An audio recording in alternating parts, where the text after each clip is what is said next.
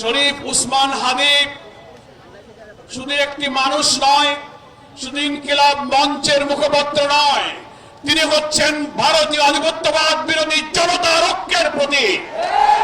আজকে কেন্দ্রীয় শহীদ মিনারে বাংলাদেশ একত্রিত হয়ে বলছে বাংলাদেশের জাতিসত্তা অখণ্ডতা রক্ষার জন্য মৃত্যুভয়হীন চেতনার অতন্ত্র প্রতীক হচ্ছে ওসমান হাদি। আমরা আজকে তার পক্ষে এখানে একত্রিত হয়েছে। একটা কথা বলতে চাই, প্রধান নির্বাচন কমিশনার সাহেবের বক্তব্যে সবাই নিন্দা করেছেন। কি করে আপনি বলতে পারলেন এটা বিচ্ছিন্ন ঘটনা? তফসিল ঘোষণার পরের দিন একজন জাতীয় সংসদ সদস্য পদপ্রার্থী বাংলাদেশের মানুষের চেতনার প্রতীককে প্রকাশ্য দুপুরে গুলিবিদ্ধ করা কখনো বিচ্ছিন্ন ঘটনা হতে পারে না। আপনি বাংলাদেশের মানুষের সংস্কৃতি, জাতিসত্তা, মূল্যবোধ সম্পর্কে যদি ন্যূনতম ধারণা থাকে তাহলে বুঝতে হবে বাংলাদেশকে ভারতের করদ রাজ্য যারা বানাতে চায়, আমাদেরকে যারা সেবাদার বানাতে চায়, এই দেশকে গ্রাস করার পরিকল্পনার অংশ হচ্ছে হাদির উপর আক্রমণ। এটা বিচ্ছিন্ন নয়, এটা একটা প্যাকেজ প্রোগ্রাম। আমি বিস্মিত।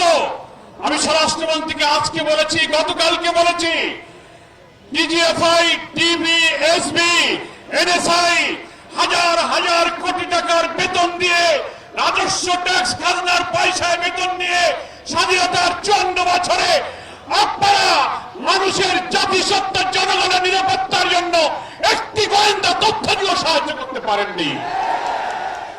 তা না হলে তার উপর আক্রমণের 2-3 দিন আগের থেকে সে বলছে আমার জীবনের নিরাপত্তা নেই, আমি নিরাপত্তাহীনতায় ভুগছি, আমি গুলিবিদ্ধ হতে পারি, আমার দুঃখ নেই, আমি গুলিবিদ্ধ হলে তোমরা বিচার করো, আমার ছেলেটাকে তোমরা দেখে রেখো। রেইনবো অলরাউন্ডার এক্সটেরিয়র পেইন্ট বাড়ির বাহিরের দেয়ালের সুরক্ষা নিয়ে থাকুন নিশ্চিন্ত। সাথে পাচ্ছেন 10 বছরের ওয়ারেন্টি। এত বড় কথা হলো মিডিয়াতে, সোশ্যাল মিডিয়াতে, ইন্টেলিজেন্স সবাই জানার পরেও তার নিরাপত্তায় গোয়েন্দা সংস্থা কি ব্যবস্থা গ্রহণ করেছে? এই যে ইন্টেলিজেন্স ফেলিওরের জন্য সরকারকে জবাব দিতে হবে। আমি এই কথা বলে শেষ করতে চাই, মাননীয় প্রধান উপদেষ্টা, আপনার দায়িত্ব নেবার পর যতগুলো হত্যাকাণ্ড ঘটলো জুলাই এবং ফ্যাসিবাদ বিরোধী আন্দোলনের সাথে আমরা যাচ্ছিলাম, তাদের বলে আক্রমণ হলো, আপনি বারবার জাতীয় ঐক্য অটুট রাখতে বলেছেন, জুলাইয়ের চেতনাকে ধরে রাখতে বলেছেন। সেটা তো আমরা করছি, আমরা ঐক্যবদ্ধ, কিন্তু আপনার সরকার ব্যর্থ হয়েছে এই কারণে যে আপনি একটা ফ্যাসিবাদের অস্ত্রধারী ধর্ষকদেরকে গ্রেফতার করতে পারেননি।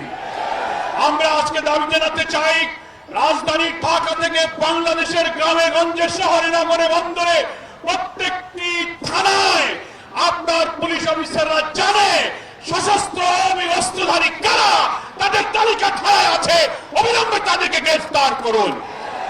আমরা জুলাই যোদ্ধা আমাদের প্রিয় ভাই ওসমান হাদির আশু আরোগ্য কামনা করি। হায়াতের মালিক আল্লাহর কাছে আমরা মুনাজাত করি, আল্লাহ বাংলাদেশের মানুষের জাতীয় স্বাধীনতা সার্বত্ব আপনাদের আমাদের মূল্যবানের জন্য আজকে হাদির সবচেয়ে অনিবার্য প্রয়োজন। আল্লাহ তুমি আমাদের ওসমান হাদির নেক হায়াত দিয়ে তুমি তাদেরকে আমাদের মাঝে ফিরিয়ে দাও। আজকে ইনকিলাব মঞ্চের সঙ্গে বাংলাদেশ এসে দাঁড়িয়েছে। মনে রাখতে হবে নির্বাচনকে বানচাল করার প্যাকেজ প্রোগ্রামের মধ্য দিয়ে এই দেশকে ভারতীয় আধিপত্যবাদের করদ রাজ্য বানানোর এই চেষ্টা আমরা কখনো সফল হতে দেব না।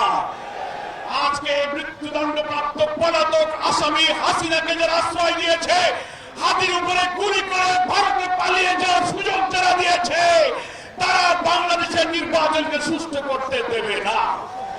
তারা হয়তো ভাবতে পারে আওয়ামী লীগকে ইলেকশনে আনো, ইনক্লুসিভ ইলেকশনের নামে, রিফাইন আওয়ামী লীগের ইলেকশনের নামে টকশোতে সুশীলরা, বুদ্ধিজীবীরা কর্পোরেট হাউসে বসে বসে যে ন্যারেটিভ উৎপাদন করে হাতির দিকে টার্গেট করলেন।